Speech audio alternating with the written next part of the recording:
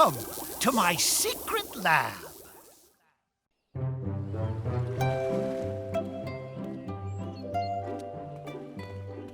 Iced tea, Mr. Zookerboom? Ah! Take it away! It's not organic. Fruit juice-induced pesticide poisoning is running rampant. Rampant, I say! Ah!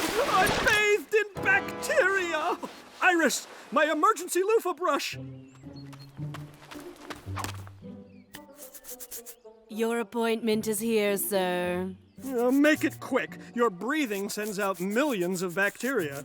We're here to play our steampunk science song for you. It'll help reverse the decreasing interest in space exploration. And if you put it on your famous website, it'll go viral. And they will be ready to roll and rock before you can say, ah, ow, oh, ow. Don't need to be an Edison or have brains like Einstein. To learn what makes a light bulb work or study space and time. A little curiosity will take you to the stars. Where you can be an astronaut and do a dance on Mars. Steampunk science! Steampunk science! Steampunk science! Steampunk science! Steampunk science! What? What? No! A satellite is falling out of orbit tonight! They look so cool when they hit the atmosphere, breaking up into burning balls of flame. Balls of flame that will reduce this city to a smoking crater. Get my jet, Iris. I want to leave before that satellite crashes down on me. We've got to get Mr. Zookerboom to help spread the word about space exploration. Or we'll miss out on all kinds of cool astronomical discoveries like new planets and black holes. And how awesome I'll look in a spacesuit. Von Bolt, delay his departure while we figure something out. Yeah, I will do so with the perseverance of a passionate porcupine. And because of his weird fear of gravity, Mr. Zookerboom's leaving town tonight. The more one understands something, the less they fear it. Mr. Edison's right. If we can give him the facts about gravity, he might relax and listen to our poem. Hi, guys. Hi, Rio. Cool portable eyeglass telescope, right? I'm using them tonight when that satellite falls from orbit. Rio, you're a whiz at physics. We need a crash course in gravity. I know a good deal about gravity. It is a force of attraction or pull between two objects. The pull between two objects. So, like when the Earth pulls this bowling ball to the floor? It's a good thing robots do not usually feel pain. Or I would be... Ow. How come these two beakers don't attract each other by gravity? Gravity is affected by the mass of objects and the distance between them. It's the atoms inside an object that make up its mass. Earth is so muito grande, really big. It pulls things to it. But most objects are so small their pull isn't enough to make them move. Otherwise, everything would slam together. Timmy, don't forget to take out the trash! Okay. Mom! Cannot wait to see the satellite come down. Adios, amigos! We need more info to handle Mr. Zookerboom's fear of gravity. Not to mention mine. Next up, the virtual reality window.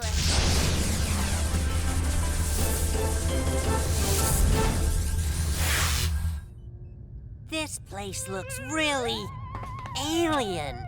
Greetings, Earthlings. I am Green E. And I am Green T. We are Green E.T. I like initials too. I'm JD, and I got a hunch you guys know something about gravity. How did you know? Dudes, you're floating. We need to know how gravity works. Can you help us? Yes, we can show you all about mass, distance, and orbits. First up, the Earth's moon. The less mass an object has, the weaker its gravitational pull. Less mass equals less gravity equals more fun. Yes. Now let's try a planet with more mass. like Jupiter. The more mass an object has, the stronger its gravitational pull. More mass equals more gravity equals not so much fun. You bounce higher on the moon because its gravity is 1/6 that of Earth. So I weigh less on the moon? Yes. And no. Awesome! I've lost 70 pounds. On a scale, yes. Because the moon's gravity does not pull you down as hard. But your mass, that's the quantity of your atoms, has not changed. The more mass an object has, the greater its gravitational pull. So less mass means less pull. You said we also need to know about distance. How does that affect gravity? Excellent question. The closer two objects are, the greater their gravitational pull. Not to mention the splash of the cannonball. The further apart two objects are, the less their gravitational pull. Whoa! Now this is a high diving board! Ha! Ah. At this rate, I won't be making a big splash until next Tuesday. I'll check and see how Von Bolt is doing stalling Mr. Zookerboom. I've got no bars up here. You can phone home with mine. That satellite's going to crash down on my head any second! Oh, this is taking forever! I gotta get out of here! How's it going, Von Bolt? Mr. Zookerboom is more paranoid than an ant at an anteater parade. Just don't let him out of your sight. Yeah, I will stick to him like a tenacious titanium tick. So, how do we convince Mr. Zookerboom the satellite won't fall on his head? Just explain how gravity affects objects in orbit. An orbit is the path one object takes around another, like a spacecraft around the Earth. All of the planets in the solar system orbit the sun and are drawn to it by gravity. Whoa, whoa, whoa! How come all the planets don't just fall into the sun and burn up? There are two reasons planets do not fall into the sun. The same two reasons the moon and satellites don't just fall out of orbit. First, compared to the sun, the other planets are like grains of sand. Right! Their masses are less, so they're pulled less. The second reason is inertia. Sir Isaac Newton? Why is a great scientist like you here? I discovered that a moving object will keep on moving unless something else alters its course or stops it. Due to inertia, planets in orbit want to keep moving in a straight line away from the sun. But gravity pulls the planets back toward the sun. As long as these two forces stay in balance, the planets stay in orbit. And I stay nauseous. By firing retro rockets, spacecraft reduce their inertia. So gravity can take over, and it can be guided in for a safe landing. Satellite continues on course for re-entry. That's the satellite that Mr. Zookerboom thinks is gonna fall on him. Not if the scientists have fired the satellite's rockets to balance the gravity and inertia and adjust its course. Which means they could guide the satellite down so it doesn't crash on Murphy's head. Or mine. Exactly. Thanks, ENT. This is where we get off. Driver, take me to the airport, fast! Yeah, I shall go fast, but obey all the speed limits.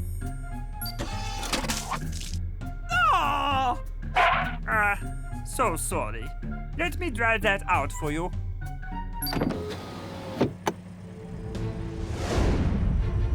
The satellite's falling! Drive, drive, drive! But first, a little relaxing music. Yeah? They say that whatever goes up must come down. That's a fact. 'Cause gravity is the force that pulls together two objects. But bodies in motion tend to stay that way, so calculate. When a satellite falls down from the sky, its trajectory and speed rate. Which means there's no need for alarm or to fear it like the pox.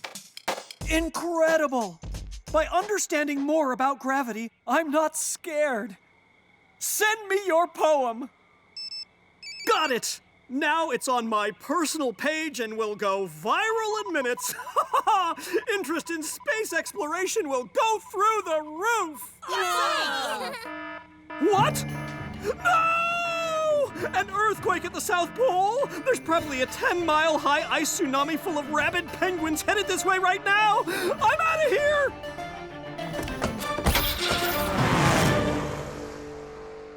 Fear of polar ice tsunamis with rabid penguins? I wonder what that phobia is called.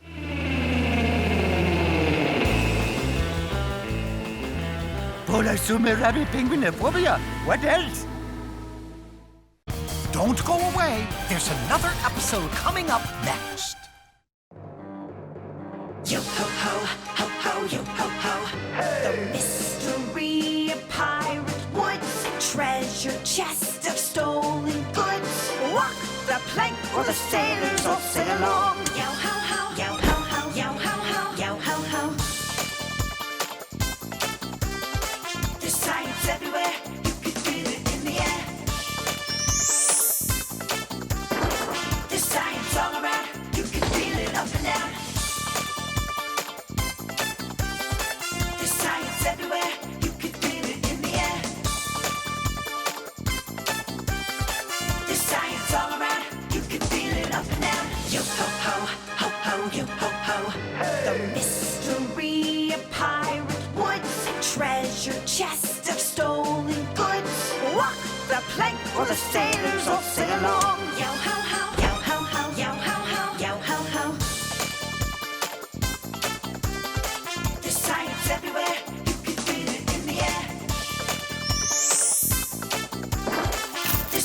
All around, you can feel it up and down.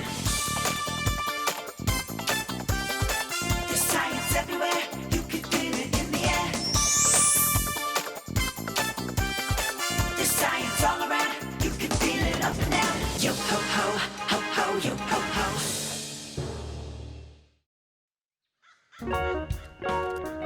Kent, you made it! Meet our great Uncle Thaddeus. Hi, Kent. You excited about going antique shopping with us? Not really.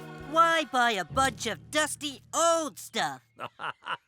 Because in small towns like Pirate Woods, you can find real treasures. Welcome to the opening of my new antique shop. Or is that a contradiction? I'm Cheryl, and you are? Hoping to use this hand again. This is Angie, and I'm Thaddeus, a professional collector. Well, I would love a professional opinion about a chest I dug up out in the woods last spring.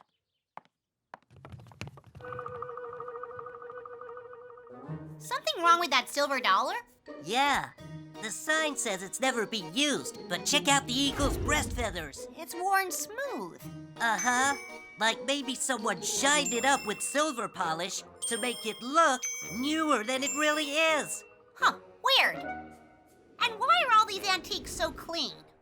Well, not all of them. Now this is an antique. Oh no, antique dust! Sorry, Kent. I was just trying to get the dust off.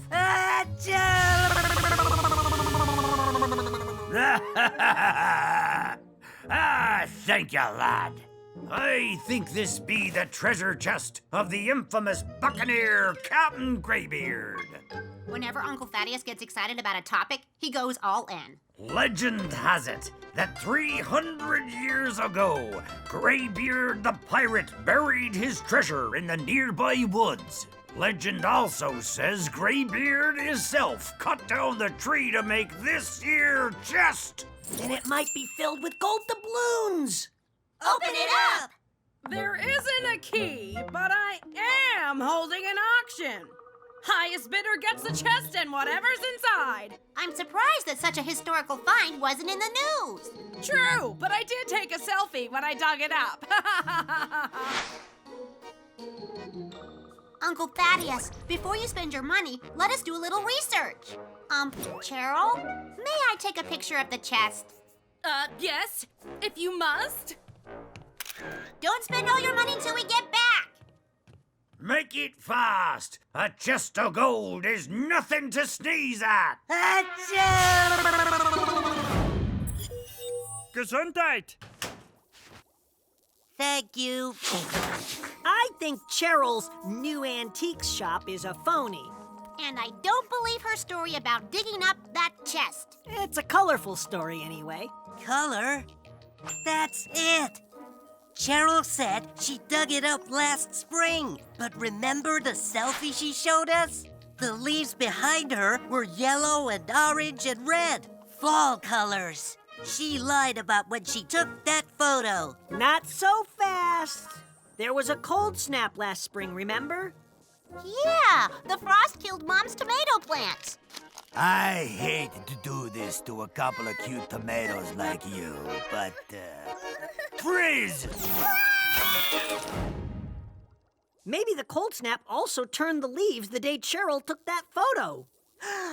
Let's freeze a green leaf to see what color it turns. Ooh, experimentation. A fine idea. But since it's autumn already, all the green leaves have already finished changing. Aw, we can't wait till next spring to try the experiment. The chest is being sold at 5 o'clock. How about we go through the virtual reality window to see what makes leaves change colors? Commencing miniaturization.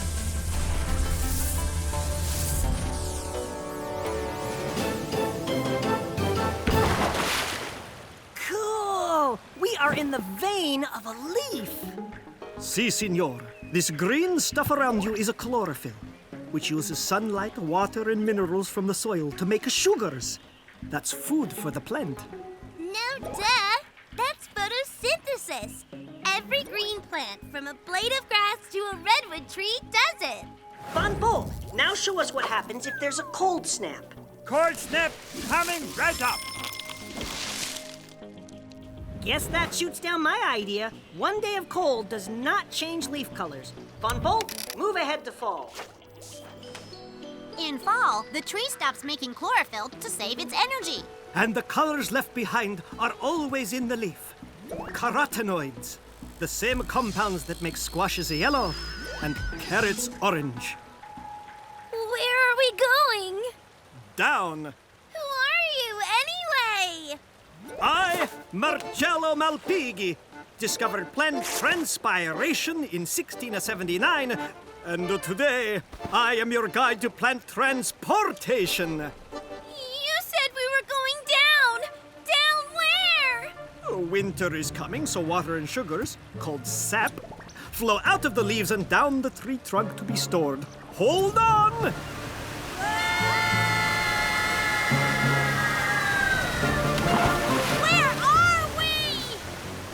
Phloem. Phloem is a layer in the tree right under the bark. It is made of living cells which move water and sugar down to the roots. And then, in the spring, the sap rises again. But this time, the sap rises in a layer between the phloem and the bark, called the xylem. And every year, a new xylem layer grows outside the old one to make a brand new tree ring. So, if you counted all the rings of a tree from the center, you'd know how many years it lived. Tree rings are like a calendar. What's that thing? Looks like our way out of here.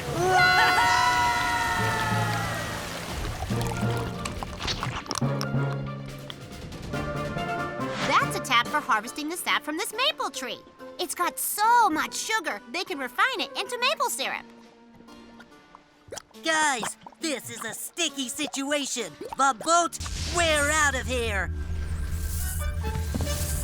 Man, after all that, I am hungry. Of course you are. So, I made you pancakes with maple syrup.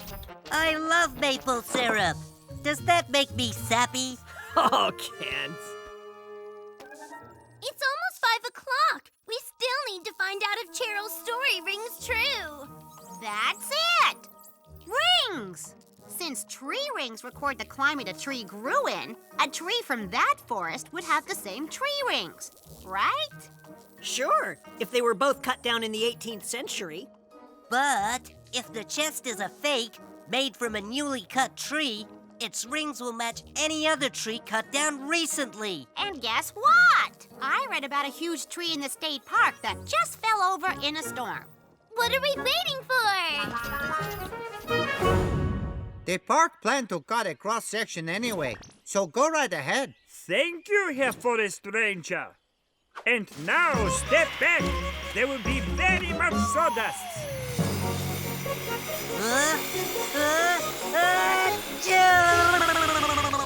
Gesundheit, Kent. Himmel.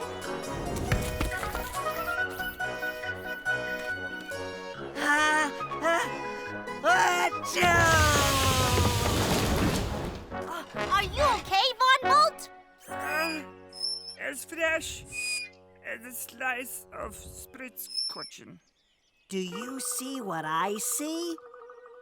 Wow, it's the same pattern as the chest. Then the wood is brand new.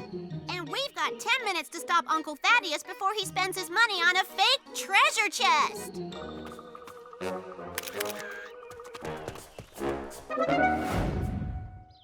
Thaddeus has the winning bid! Now I have a treasure chest full of gold doubloons and pieces of 8. Avast there, Uncle Thad. Don't pay a penny till you look at this. See how the ring patterns match? That's the picture of a tree that fell down this year. And it has the same tree ring patterns as this chest. Meaning, this chest was made from a tree that was cut this year. Not when Captain Graybeard was still alive.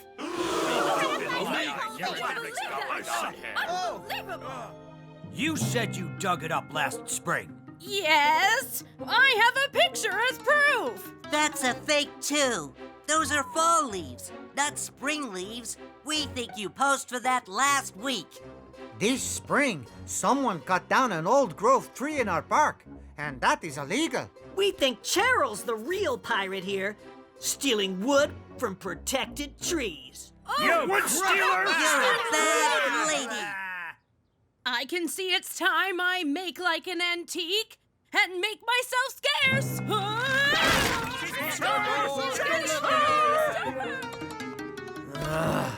I really thought I'd found a pirate treasure. Sorry, Uncle Thaddeus. Science just didn't support it. I bet there's a reward for proving Cheryl stole the wood. And it might be enough to buy you 1 gold doubloon. Thank you kindly, Missy. But all this talk about gold got me a-thinking. I should be moseying out west to collect me some nuggets. Just need me a burro. Uh-oh, here we go again. Don't panic, panic, panic. We orbit the world, here we go. Gotta find out what we don't know. Gravity pulls around and around, keeps our feet safe on the ground. Don't stop, realize satellites are in the sky. Go up, come down. Don't quit, it's a draw. That's what we call Murphy's Law. Go up, come down. Whatever must go up, must come down. Whatever must go up, must come down. Whatever can go wrong, will go wrong. Whatever can go wrong, will go wrong. Don't panic, panic, panic. We orbit the world, here we go. Gotta find out what we don't know. Gravity pulls around and around, keeps our feet safe on the ground. Don't stop, realize satellites are in the sky. Go up, come down.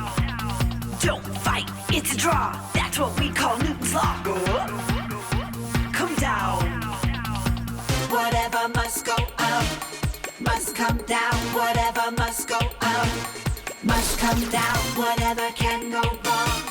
Will go wrong, whatever can go wrong. Will go wrong.